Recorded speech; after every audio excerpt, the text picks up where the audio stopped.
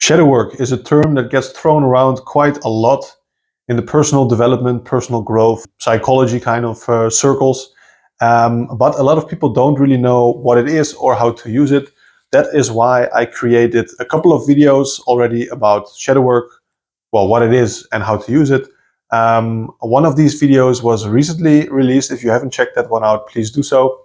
But there was a question of one of my viewers who said, can you give a bit more in-depth specific examples of how you would do some shadow work? So this video is specifically about that. I will not go too deep into the framework. If you are looking into a more general explanation of what it is, please check out my previous videos. This one is more specific.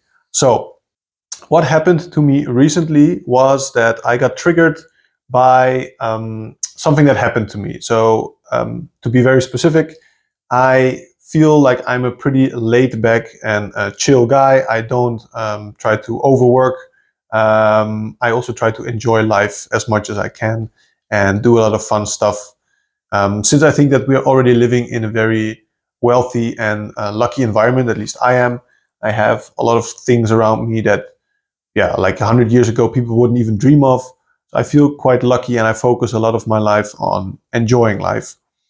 But especially if I'm under a bit of physical pressure, like maybe you're hungry, maybe you're tired, it turns out that I do also have a more achiever-oriented, ambitious side of me that can feel a bit repressed. At least that's what I experienced. What happened was that something didn't go exactly the way that I wanted it to go, and I got a bit grumpy and annoyed.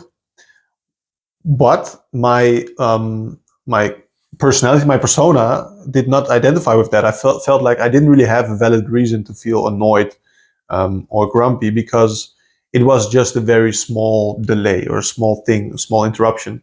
So I realized there's something strange here. I realized that I'm acting out something that I don't really feel close with. It doesn't feel like me, let's say.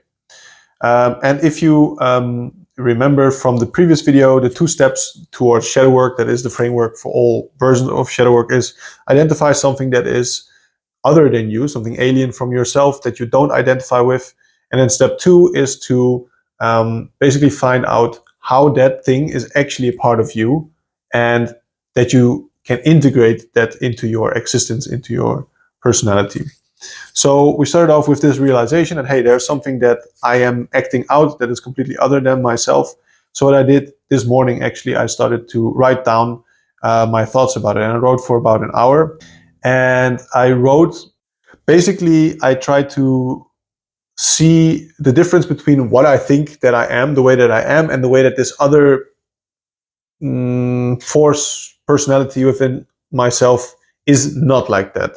So I gave the 2 names, which were achiever and enjoyer, and I myself identify a bit more with the enjoyer.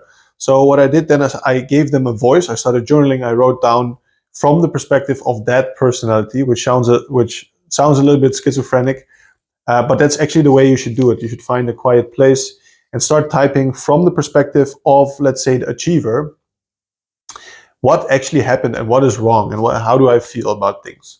And then after I wrote out all the thoughts that I had from that point of view, I wrote down what the enjoyer would say about that. And interestingly enough, you realize that they both start to react to each other, even though it's me all writing these things.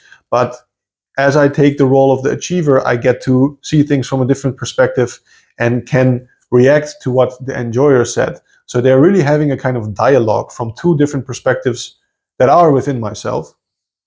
And as this continued, I realized that actually I am not the enjoyer or the achiever. I am more like the observer that sits outside of that and can say, hey, I think that you make some valid points, you make some valid points. And maybe in the past I've been giving the enjoyer more of the upper hand because I felt, because of my upbringing or because of social standards or whatever reason, that is more acceptable. But I need to realize that the achiever also has certain good points and a voice, and it's definitely not bad. It's an integral part of me. And that whole discussion led to me kind of realizing I am the observer and I can choose which of these two I want to use at which point in time. And I could also have these voices agree that there are certain points where they actually align and think about it the same way, and there are certain points where they don't.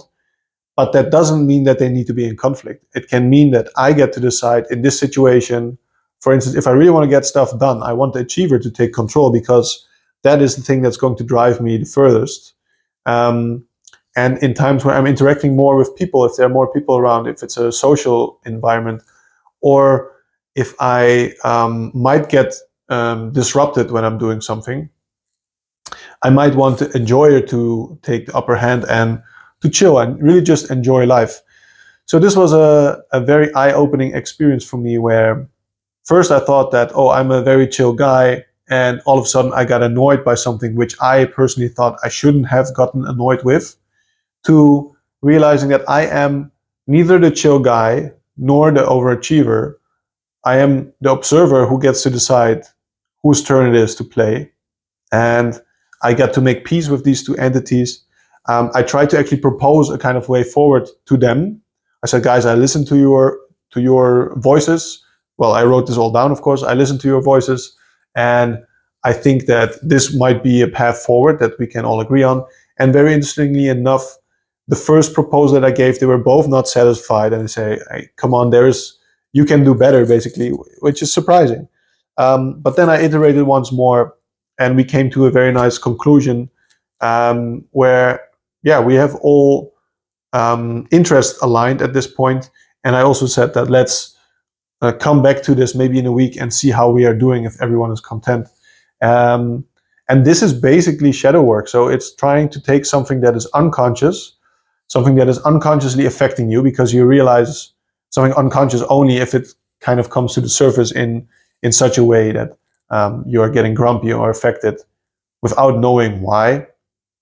You're taking that part and trying to bring it out completely, like pull it out to the surface and see what it is, look at it, see, oh, this is also me.